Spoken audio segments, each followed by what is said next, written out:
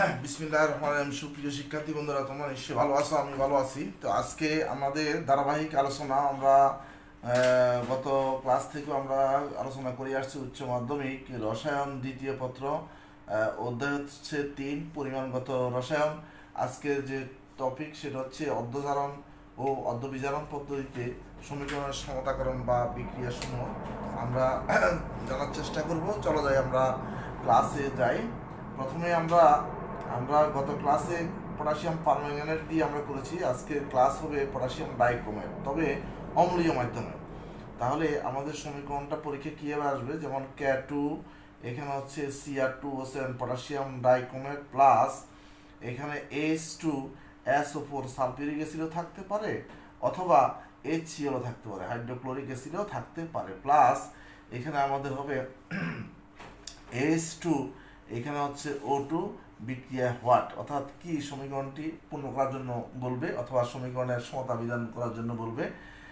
একইভাবে আমরা 2 নং বিক্রিয়ার ক্ষেত্রে আমরা লিখতে পারি K2 এখানে Cr2 এখানে লিখবো O7 প্লাস এখানে লিখবো H2SO4, অথবা আমরা লিখবো যে HCl, যে কোনো একটা অ্যাসিড আসবে, অথবা এখানে আমরা HCl দিতে পারি। তারপর হচ্ছে এখানে লিখবো আমরা H2 আমরা ও দিয়েছি, এখন দিব আমরা H2S hydrogen sulphide, right. What number 3 তে আছে potassium dichromate K2 Cr2O7 potassium dichromate plus এখানে আমরা H2SO4 প্লাস আমরা পটাশিয়াম আয়োডাইড দিয়েও করতে পারি, পটাশিয়াম আয়োডাইড। নাম্বার 4 এখানে হবে potassium dichromate K2 Cr2O7 potassium dichromate plus H2SO4 plus আমরা লিখবো ফেরাস সালফেট বিক্রিয়া করে হোয়াট। চলো যাই আমরা এগুলোকে ভালোভাবে বিশ্লেষণ করার চেষ্টা করি। এই সমীকরণগুলোতে আমাদের পটাশিয়াম ডাইক্রোমেটকে আমরা সবগুলা পটাশিয়াম ডাইক্রোমেট হবে জারক অম্লীয় মাধ্যমে, আর এই সকল অ্যাসিড হবে দর্শক আয়ন, সকল অ্যাসিড দর্শক আয়ন। আর H2O2 H2S potassium iodide ferrous sulphate হচ্ছে আমাদের বিজারক, রাইট, বিজারক। এখন আমাদের কাজ করতে হবে জারক এবং বিজারকের কাজ করতে হবে। দর্শক আয়ন বিক্রিয়ার পরে আমরা লিখবো, রাইট। তাহলে চলো যাই, আমরা 1 নং সমীকরণটা আমরা করার চেষ্টা করি। নাম্বার 1 আমাদের দেওয়া আছে পটাশিয়াম ডাইক্রোমেট, এখানে আমরা লিখবো এখানে লিখবো জারক পদার্থ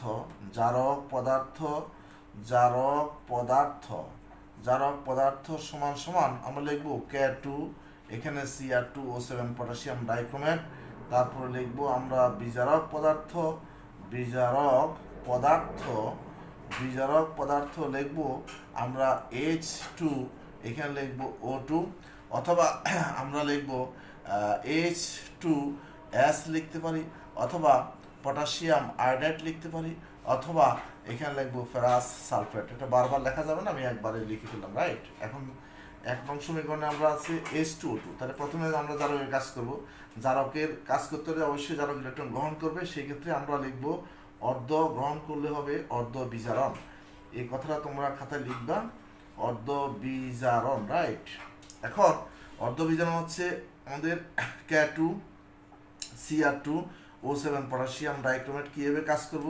আমাদের পটাশিয়ামের যার মান হচ্ছে +1, পরমাণু সংখ্যা হচ্ছে 2, অক্সিজেন যার মান -2, পরমাণু সংখ্যা হচ্ছে 7, তারপর ক্রোমিয়াম এখানে হচ্ছে প্লাস, এখানে হচ্ছে 6 × 2, কারণ চার্জ মুক্ত অবস্থায় যোজনী যোগফল 0, তাহলে এখানে 6 × 2 যদি হয়, এখানে হচ্ছে +12 +2 14 আর -14, রাইট। তাহলে এখানে ক্রোমিয়ামের যার মান এখানে 6, আমরা 6 থাকলে আমরা নিব 3-তে। তারপর তোমাদের একটু জানিয়ে দিই, ক্রোমিয়াম এখানে হচ্ছে ক্রোমিয়ামের সাধারণ অর্থাৎ স্বাধীন অবস্থা যার মান 0, এই 2 ধরনের যার মান আছে। একটা হচ্ছে ক্রোমিয়াম 3+, আর একটা হচ্ছে ক্রোমিয়াম এখানে হচ্ছে 6+। যদি এই 3 এবং 6 থাকে তাহলে 6 হচ্ছে ইক আর 3 হচ্ছে আস, ইক থেকে আসে কনভার্ট করতে হবে। তাহলে 6 থেকে 3-তে গেলে আমাদের ইলেকট্রন গ্রহণ করতে হবে। তাহলে কয়টা গ্রহণ করব? আমরা 3টা গ্রহণ করব। 3টা গ্রহণ করলে তাহলে ক্রোমিয়াম 3 হয়ে যাবে। কিন্তু ক্রোমিয়াম তো এখানে 2টি আছে, এখানে এই দুটির জন্য আমাদের ইলেকট্রন গ্রহণ করতে হবে 6টি ইলেকট্রন, রাইট? তাহলে কাজেই আমরা একবার লিখবো এখানে হচ্ছে 6 ইলেকট্রন, তারপরে আমরা লিখবো ইলেকট্রন গ্রহণ করলে যৌগটা ভেঙে যাবে, পটাশিয়াম আয়ন হয়ে যাবে, তারপরে হচ্ছে ক্রোমিয়াম, এখানে ক্রোমিয়াম 3 হয়ে যাবে, প্লাস অক্সিজেন -2 হবে, পটাশিয়াম 2টি, এজন্য পটাশিয়াম 2, ক্রোমিয়াম হচ্ছে 2, ক্রোমিয়াম হচ্ছে 2, অক্সিজেন 7, অক্সিজেন 7। কিন্তু আমরা জানি যে সমীকরণের যে পাশে অক্সিজেন আয়ন থাকে সে পাশে পানি যোগ করতে হবে। সমীকরণের মধ্যে আমরা পানি যোগ করিনি, সেজন্য আবার লিখতে হবে 2 পটাশিয়াম আয়ন প্লাস 2, এখানে ক্রোমিয়াম 3 প্লাস প্লাস 7, আমরা লিখবো অক্সিজেনের সমতা সরাসরি H2 পানি দেখবে। তাহলে এই সমীকরণের যে পাশে হাইড্রোজেনের সংখ্যা বেশি তার বিপরীত পাশে ততই প্রোটন, তাহলে 7 দুগুণে 14, আমাদের এখানে এই 14টি প্রোটন আমাদের যোগ করতে হবে, আর 6 ইলেকট্রন যেভাবে আছে সেভাবে থাকবে, প্লাস এখানে হচ্ছে K2, এখানে লিখবো Cr2O7। এই যে সমীকরণ ইকুয়েশন নাম্বার, আমরা এটাকে এই সমীকরণকে আমরা 1 নং সমীকরণ হিসেবে আমরা কনসিডার করব। তাহলে এটার জন্য 1 নং সমীকরণ, এটার জন্য 1 নং সমীকরণ, এটার জন্য 1 নং সমীকরণ, এটার জন্য 1 নং সমীকরণ, পটাশিয়াম ডাইক্রোমেটের কাজ আমরা অলরেডি শেষ করে ফেলছি। এখানে আর কোনো কিছু, প্রত্যেকটা বিক্রিয়ার জন্য এতটুকু আমাদের লিখতে হবে, রাইট? এখন আমরা বিজারক H2O2 H2S potassium iodide ferrous sulphate, চলো যাই আমরা বিজারকের কাজ করি। তাহলে আমরা বিজারক অবশ্যই ইলেকট্রন ত্যাগ করবে, তাহলে আমরা লিখবো অর্ধজারণ, যেহেতু ইলেকট্রন এখানে ত্যাগ করবে সেজন্য আমরা লিখবো অর্ধজারণ, রাইট? অর্ধজারণ লিখবো। তাহলে প্রথম লিখবো H2O2, তাহলে আমরা লিখবো H2O2, রাইট? এখন এটার জারণ মান আমরা লিখবো +1 × 2, অক্সিজেন -2, +2 -2 0। এখানে যদি আমরা এই 2টা যদি এখানে গুণ করি তাহলে দুজনে 4 হয়ে যাবে, সেজন্য দুজনের যোগফল 0 হবে না। সো অক্সিজেন 2 যেভাবে আছে সেভাবে থাকবে, শুধু আয়নটাকে আমরা কনসিডার করব। আমরা জানি অ্যানায়ন ইলেকট্রন ত্যাগ করে, চার্জ মুক্ত করে, তাহলে অ্যানায়ন এখানে 2 আছে, তাহলে 2টি ইলেকট্রন যদি সে ত্যাগ করে তাহলে চার্জ মুক্ত হয়ে যাবে, তাহলে হাইড্রোজেন এখানে প্লাস আর অক্সিজেন চার্জ মুক্ত হয়ে গেল, রাইট? Equation number 2। এখন আমাদের ইলেকট্রনে ব্যালেন্স করতে হবে। কীভাবে ব্যালেন্স করবো? যে কোনো পূর্ণ সংখ্যা দিয়ে গুণ করে। আমাদের এখানে 6 ইলেকট্রন আছে, এখানে আছে 2 ইলেকট্রনস, তাহলে আমাদের ব্যালেন্স হয় নাই, সেজন্য আমরা 1 নং সমীকরণকে যদি 3 দ্বারা গুণ করি তাহলে 6 ইলেকট্রন আমাদের ব্যালেন্স হয়ে যাবে। চলো যাই আমরা গুণ করি। তাহলে 1 নং সমীকরণ প্লাস এখানে হচ্ছে 2 নং সমীকরণ ইন্টু 3, তাহলে 1 নং সমীকরণে যা আছে তাই লিখবো, K2, এখানে লিখবো আমরা Cr2, এখানে O7, প্লাস এখানে হচ্ছে 6 ইলেকট্রনস, প্লাস এখানে হচ্ছে 14 প্রোটন, তারপর হচ্ছে 2 পটাশিয়াম, প্লাস 2 এখানে হচ্ছে chromium 3 plus plus 7 H2, right? এই সমীকরণ। এরপরে আমাদের জারণ 3 দ্বারা গুণ করতে হবে, তাহলে এখানে লিখবো 3, এখানে লিখবো আমরা H2, এখানে O2 -6 ইলেকট্রনস, এখানে হচ্ছে 3 চিহ্নের পরে 6, 3 দ্বারা যেহেতু গুণ করতেছি 6 হাইড্রোজেন আয়ন, প্লাস এখানে 3 অক্সিজেন। এখন আমরা এই সমীকরণটা যোগ করব, যোগ করলে হবে জারণ যোগ বিজারণ, যোগ করলে রিডক্স বিক্রিয়া হবে। এখন ইলেকট্রন ব্যালেন্স করবো প্লাস মাইনাস, তাহলে এখানে যোগ করলে হবে পটাশিয়াম K2, এখানে লিখবো আমরা Cr2O7 পটাশিয়াম ডাইক্রোমেট, প্লাস 3 এখানে হবে H2O2, প্লাস এখানে 30 চিহ্নের আগে 14, 30 চিহ্নের পরে হচ্ছে 6, মাইনাস বিয়োগ হয়ে যাবে, 14 - 6 = হবে 8 প্রোটন, তারপর হচ্ছে 2 পটাশিয়াম আয়ন প্লাস 2, এখানে হচ্ছে chromium 3 plus 7, 3 plus plus 7 H2O, plus এখানে লিখবো আমরা 3 oxygen.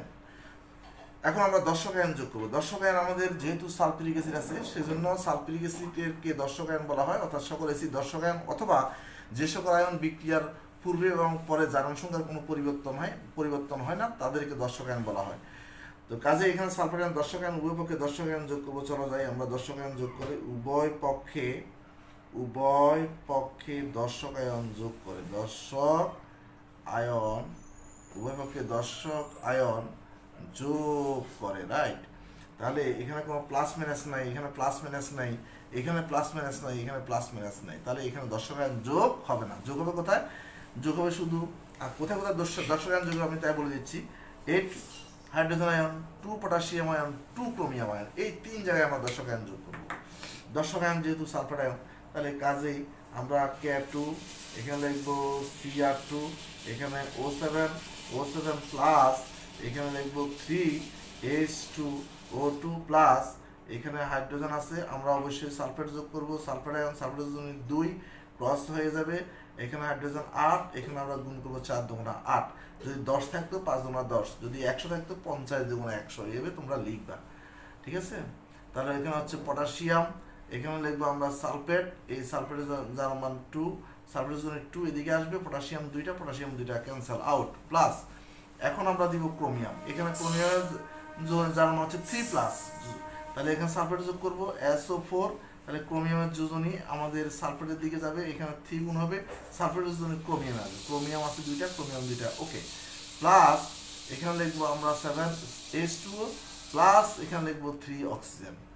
This is final equation, right? এটি হচ্ছে আমাদের অর্ধজারণ বিজারণ পদ্ধতিতে সমীকরণের সমাধান। তোমরা স্ক্রিনশটটা করে নিতে পারো। আমি এখন যে বিষয়টা নিয়ে আলোচনা করব, যে বিক্রিয়াটা, আমাদের এই বিক্রিয়া শেষ, এখন আমাদের H2S চলে যাব। H2S এর ক্ষেত্রে আমাদের কিছুই করতে হবে না, আমাদের 1 নং সমীকরণ আমরা ঠিক রাখবো, শুধু 2 নং সমীকরণটাকে আমরা মুছে ফেলবো। 2 নং সমীকরণটা চেঞ্জ হবে, সেজন্য আমরা এটাকে আমরা মুছে ফেলবো, তাহলে আমাদের বিক্রিয়াটা করতে সুবিধা হবে। তাহলে আমরা যে কাজটা করব এখন, সেটা হচ্ছে যে অর্ধবিজারণ পদ্ধতিতে সমীকরণের সমতাকরণ। এই ক্ষেত্রে আমাদের প্রথম বিক্রিয়া শেষ। এখন চলো আমরা দ্বিতীয় বিক্রিয়ায় যাই। দ্বিতীয় বিক্রিয়ায় কি বলছে, আমাদের বিজারক পদার্থকে আমরা সেটা জেনে নিই। এই প্রথম বিক্রিয়া H2O, এটা হচ্ছে বিজারক, তারপরে হচ্ছে H2S হচ্ছে বিজারক। আমরা H2S দিয়ে কাজ শুরু করব, চলো যাই লিখি H2S, তাহলে হাইড্রোজেন প্লাস 1 × 2, সালফার হচ্ছে সালফাইড মাইনাস, তাহলে আমরা এই সালফার আয়ন অর্থাৎ অ্যানায়ন ইলেকট্রন ত্যাগ করবে, -2 আছে, 2টি ইলেকট্রন যদি সে ত্যাগ করে চার্জ মুক্ত হয়ে যাবে, তাহলে হাইড্রোজেন এখানে প্রোটন হিসেবে থাকবে, প্লাস সালফার মুক্ত হলে ইকুয়েশন নাম্বার হচ্ছে 2। আর পটাশিয়াম ডাইক্রোমেট তো আমাদের আগের ইকুয়েশন, এটা কোনো পরিবর্তন হবে না। এখন ইলেকট্রন ব্যালেন্স করতে হবে, ইলেকট্রন 6 আছে, এখানে আছে 2, তাহলে আমরা কি করব, 1 নং সমীকরণ যোগ আমরা 2 নং সমীকরণের সাথে আমরা যদি 3 দ্বারা 2 নং সমীকরণকে গুণ করি, তাহলে 6 ইলেকট্রন ব্যালেন্স হয়ে যাবে।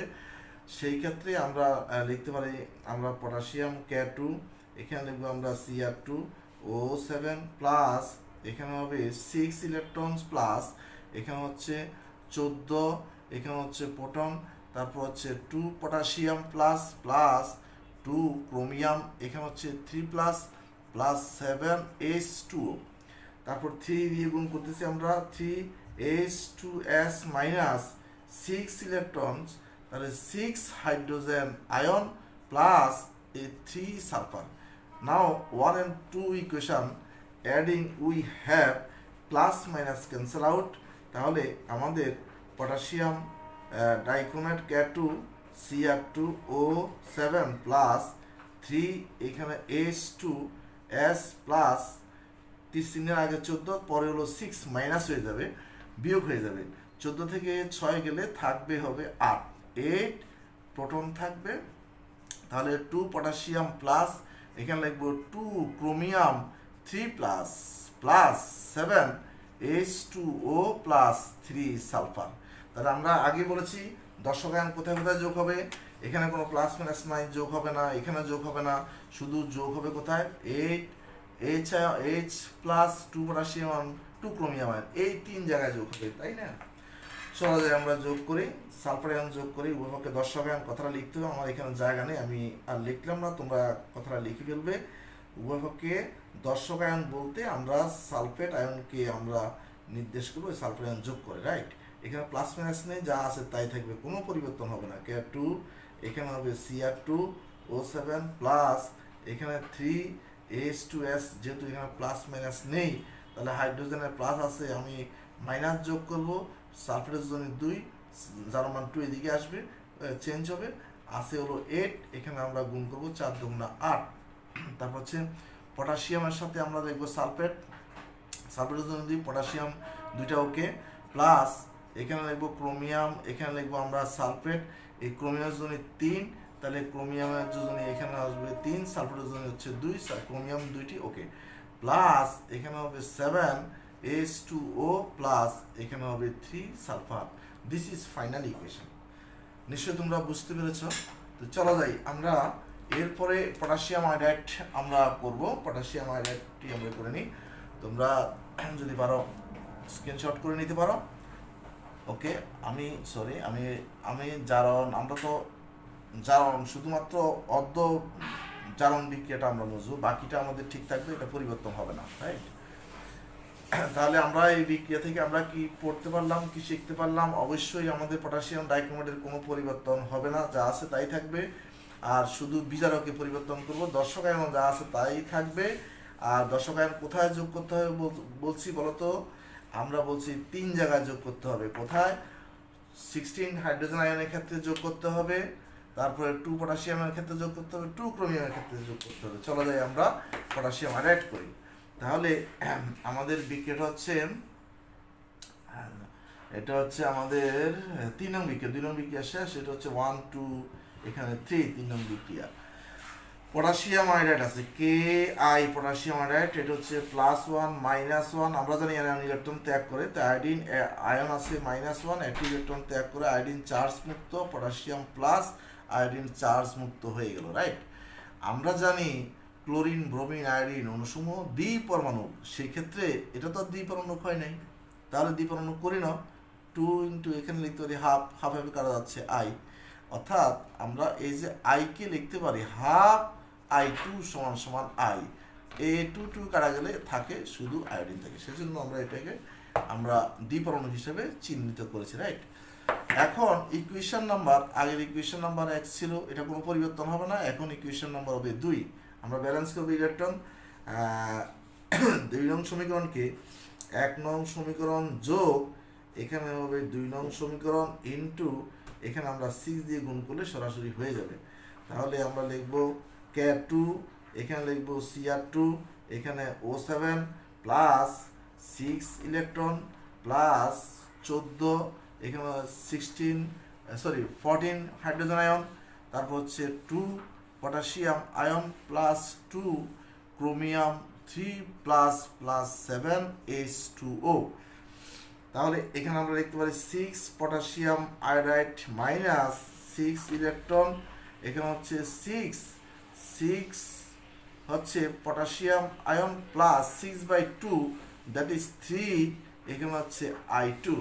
তাহলে আমরা দুইটাকে যোগ করে ফেলবো, জারণ বিজারণ দুইটা যোগ করব, যোগ করলে হয়ে যাবে রিডক্স বিক্রিয়া। তাহলে আমরা লিখব K2 Cr2 O7 প্লাস এখানে হলো 6 পটাশিয়াম আয়োডাইড প্লাস এখানে আমরা লিখব 14 হাইড্রোজেন আয়ন প্লাস এখানে 13 পরে 6 পটাশিয়াম 2 পটাশিয়াম অর্থাৎ 8 পটাশিয়াম আয়ন প্লাস 2 এখানে ক্রোমিয়াম 3 প্লাস 7H2O প্লাস 3 এখানে লিখবো আয়োডিন। আমরা 3 জায়গায় যোগ করব, এখানে যোগ করব, এখানে যোগ করব, এখানে যোগ করব, সব বিক্রিয়া 3 জায়গায়, কোনো পরিবর্তন নেই। তাহলে আমরা চলা যায় যোগ করি, দর্শক আয়ন যোগ করি, তাহলে সালফার আয়ন K2, এখানে Cr2 O7 plus 6 potassium iodide plus আমরা লিখব হাইড্রোজেন আয়নের ক্ষেত্রে এখানে সালফার আয়ন যোগ করব, সালফার 2, এখানে 14 7 গুণ 14, তারপরে হচ্ছে পটাশিয়াম সালফেট যোগ করব, সালফেটের জন্য 2 8 পটাশিয়াম 4 4 গুণ 8 প্লাস এখানে হচ্ছে ক্রোমিয়াম সালফেট যোগ করব SO4, সালফেটের জন্য হচ্ছে 2, ক্রোমিয়ামের জন্য 3, ক্রোমিয়াম 3টি আছে plus 7H2O plus 3 iodine, right? This is final equation. তো তোমরা অবশ্যই আমার ক্লাসটি অবশ্যই বুঝতে পেরেছ, তবে আমি 4 নং বিক্রিয়াটি আমি করব না, তোমাদের জন্য আমি রেখে দিব, কারণ এখানেও সালফার আয়ন আছে, এখানেও সালফার আয়ন আছে, শুধু ফেরাস আয়নকে ফেরিক আয়নে নিয়ে গুণ করলেই হয়ে যাবে। এই বিক্রিয়াটা আমি করব না, তোমাদের জন্য রেখে দিয়েছি। তোমরা ধারাবাহিকভাবে বিক্রিয়াটি সমাধান করার চেষ্টা করবে। তো তোমরা অবশ্যই আমার ভিডিওকে অবশ্যই সাবস্ক্রাইব করবে, লাইক দিবে। যদি তোমরা সাবস্ক্রাইব না করো তাহলে তো আমি ভিডিও করব না আর, তাই না? তোমাদের উদ্দেশ্যেই আমি বলছি, অবশ্যই ভালো লাগবে সাবস্ক্রাইব করবে এবং ভিডিওটি সহজ শেয়ার করবে। Thank you so much.